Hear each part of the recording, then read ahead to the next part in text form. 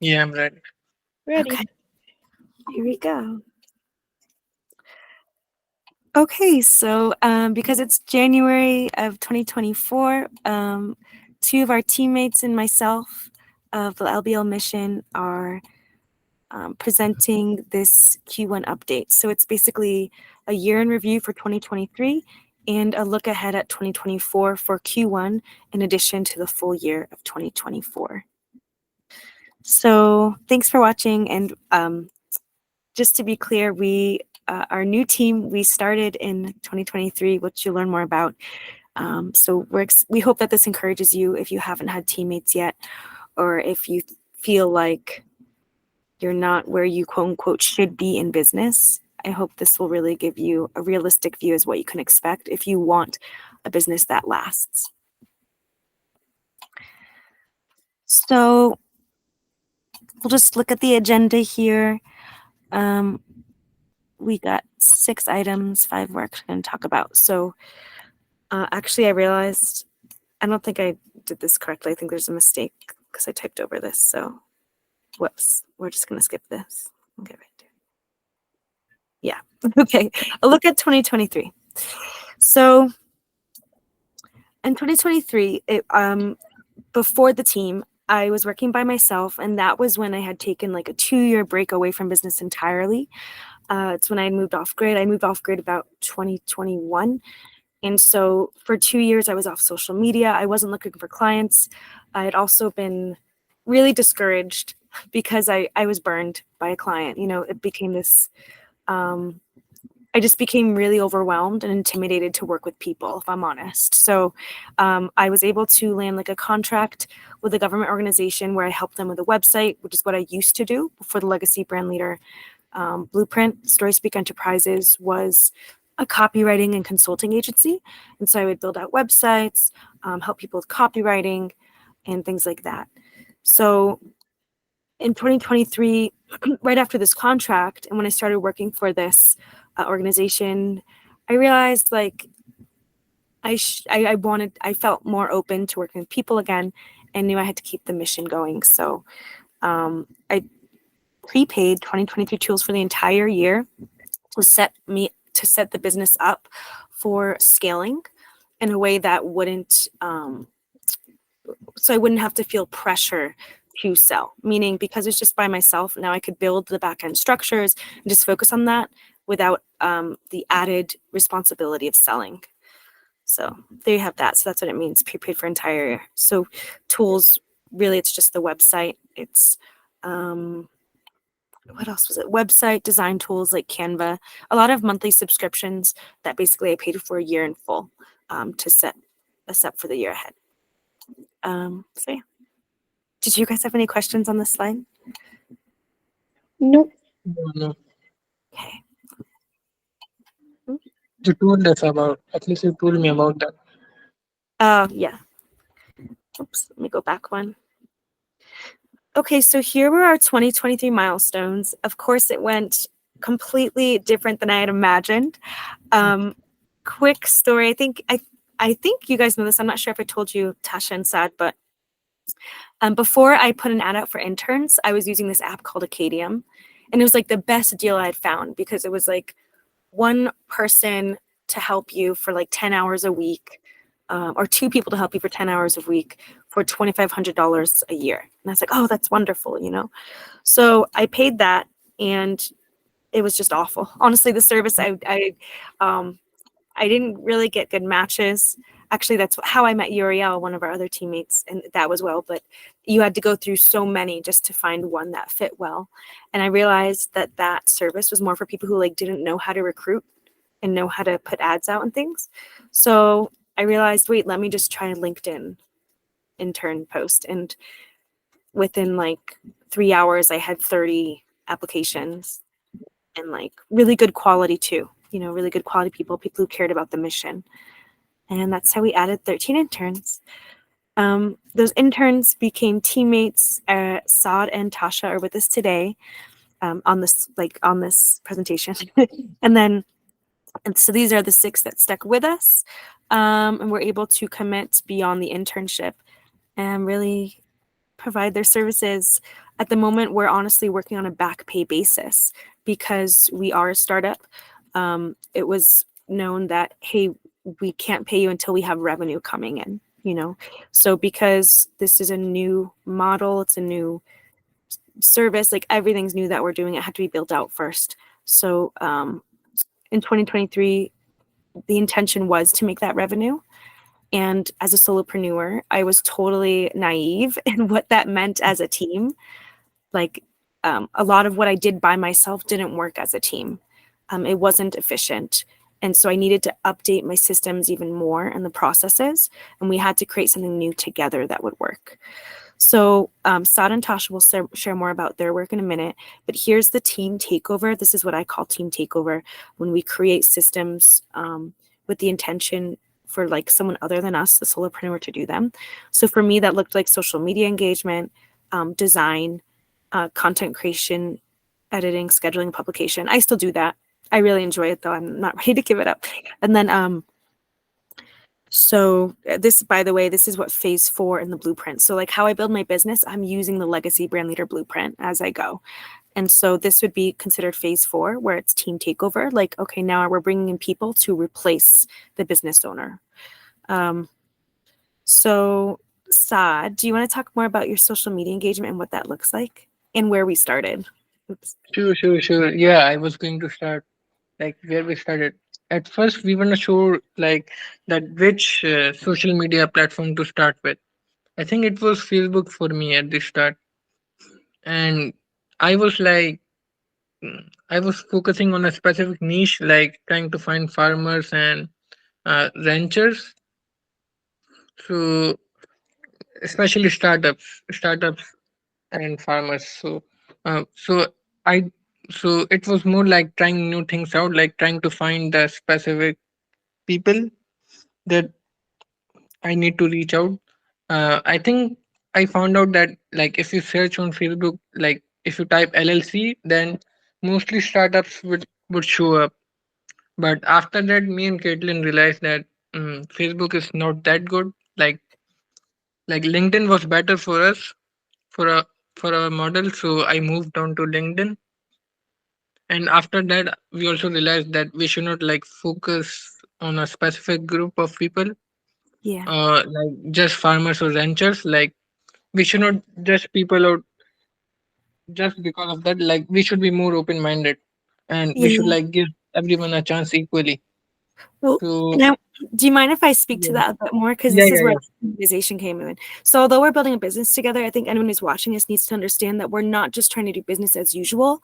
Like a lot of the challenges that came to this was that we were using systems. Like we only have access to things that dehumanize people. So meaning when Sad's talking about prospecting, any business owner or any person who's worked with a startup and they're taught to do sales. And I've done this with corporations, I've done this with small businesses. For all the years I've been doing this, since 2008 is when I was working with business, but really as my own business since 2014. For all those years, it's been the same. You get as many people as you can on a list. You profile them based on words on the internet or in the phone book, and you Mm, don't get to know them on the person. That's as a person. That's not the objective. The objective is you box them into a category based on a concept that you have before meeting them. So that's why I say it's dehumanizing. It closes off the idea of relationship. It objectifies people only as a sale. And so I actually stopped using the words prospect now, because I think it's important that we approach people like as people. And like we never know what someone can contribute to the mission. Maybe it's not working with us as we think it looks like, but perhaps it's starting something new together alongside us. So it's just having a motivation of curiosity instead of like a motivation of sale, I just, guess. yeah, just for sales or like monetary reasons. Like Yeah, monetary result. So thanks for letting me share that side. Go on. yeah, that's good. Yeah, so I think my work is kind of like in different steps. Like there's step one, step two, and step three.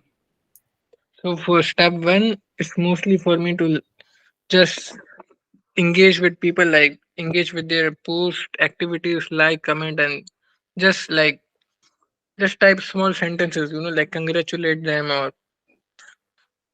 or yeah, I think it's just that. But the real fun for me is the step two. So for step two, I was kind of like unsure how to like engage with people at the start. So thankfully, Caitlin was there to guide me, and we found out that it's better that if you keep it genuine, like if you Yeah. keep your intention genuine, like if there's real curiosity in your intention, like just the questions just has to be, like the for you to reach out, you just have to ask the real questions you have in your mind regarding the other person. Like it would be good if it is personal questions, like trying to get to know the other person. Yes. It's true And relationship building. yeah, true relationship building. And I think this is the most fun for me. Good. Like right now, I'm still in uh, s- step two uh, because the engagement with every person is so different and so unique. Like it is Mm. like, and I don't see prospects now. Like I know most of the people individually because I have to kind of like interact with the post, get to know the other person, and then think what is in my mind, the questions regarding that person. So Yeah. I just ask questions related to that, especially if we have some things in common. Yeah.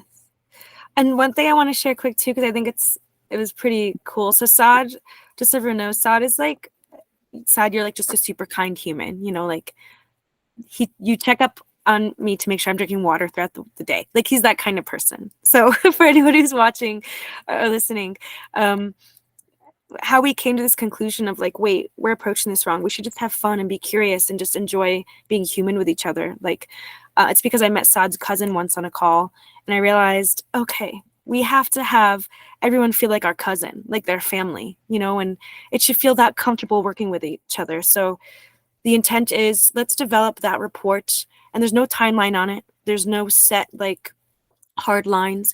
It's just a natural progression of a relationship. Um, with the hopes of really building that trust, being Yeah, there for people so that they can make a decision if they ever want to work with us after having that relationship.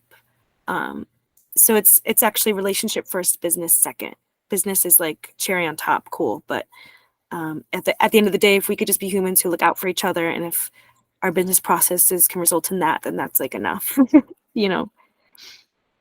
yeah. The comfort and trust there was great. Like because of that, like we could move on to real topics. Like my cousin was asking whatever questions that were on his mind, and me and Caitlin, like because we knew the processes, it was easier for us to tell him and let him know. Plus, because there was no distress, so he was able to understand more, like our business model and how things would Yeah, be done. It and how would that. Oh, sorry. no. Continue. Yeah, I just wanted to say so the call we were on, it was like a traditional sales call, you could say, but so how I've had to reapproach my quote unquote sales call strategy is so I used to have this legacy brand map, we go over it. But again, I was putting people in a box. Like the call had to go this way. And I had to put people in a category. Like I was the guide. And in a way, what I've learned from other coaches is like you have to put yourself on a pedestal. You're the authority, you know it all. And like there's so much Mhm. manipulation tactics and that's what I let go of over the past 2 years when I wasn't doing business. Like I didn't like myself. I didn't like who I was being in business. And I didn't like the short changed relationships. Like it didn't feel good at all. So that's what Saad and I created together here. We created something that allows space for people to just be, and like let them lead the relationship, let them lead the determination, because at the end of the day, like that's what it is. It's people are the brand, people are everything. So Yeah. We are just there for guidance. Like yeah. we are just there to elevate your business, but we won't be like taking over. We would Yeah. just like guide you. Thank you, Saad. Was there anything else you wanted to add? No. Okay. I'm done. Tasha, would you be able to speak to the design database that we created? Like what design looked like when you first came on and like where we took it together? Yeah. So when I first um took on design, there wasn't really um kind of like a theme or anything. We were trying to figure out what to do to try to reach our viewers, but in an impactful way. So, not just reaching people to get as many people as possible, right? We wanted to try, as Caitlin had said earlier, to try to build that relationship and try to put out meaningful work or out there, right? Meaningful Yeah. designs and information that people can access. So we've been working on kind of like a themed week. So every day is something new. We talk about um, every week, and we just installed this one. Every week we talk about like an endangered animal, and then also um, a conservation effort and an organization that is helping that endangered animal, or if they're helping several endangered animals. And most of it is local. We try to strive to stay more so local and not super big corporations, because we want to try to help those um, small businesses as well. And it's not just conservation, it's also looking at small businesses and helping them with the information we give out. So on Thursday specifically, we focus on stewardship and how that relates to business, and how we can incorporate it into our everyday lives and into our businesses, our teams, and whatnot. We have some really great plans that we have come up with for this new year to try to help engage more people that are willing to see how we do business at this company. Yeah, thank you, Tasha. So, and basically, so as remember, I was a solopreneur, so of course I was doing everything. It was such a power struggle for me to like. It took a lot of effort in our relationship for me to let go of control, and whereas Tasha really helped me and Saad too, but in particular with design because I was such a control freak. Tasha helped me um, really step into the brand being bigger than me, and like finally letting go of my input, like the brand has to come to a place, and I think this is actually a really cool milestone, is the brand came to a place where it doesn't represent our like personal opinions.